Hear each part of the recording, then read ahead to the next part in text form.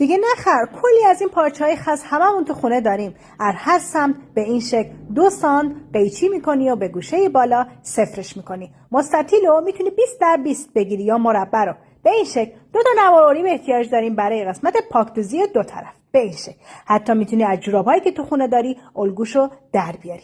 حالا به شکل لاله میندازیم رو همدیگه و به این شکل دخ میکنیم به شکل هلال. هر طرف رو 1.5 میایم پایین و دخ میزنیم و اضافاتش رو قیچی میکنیم. برای قسمت پشت قوزک پا که راحت تو تن رو قسمت پا خوب بمونه میایم چیکار میکنیم؟ از این سمت 2 سانت میایم پایین و به گوشه بالا صفرش میکنیم.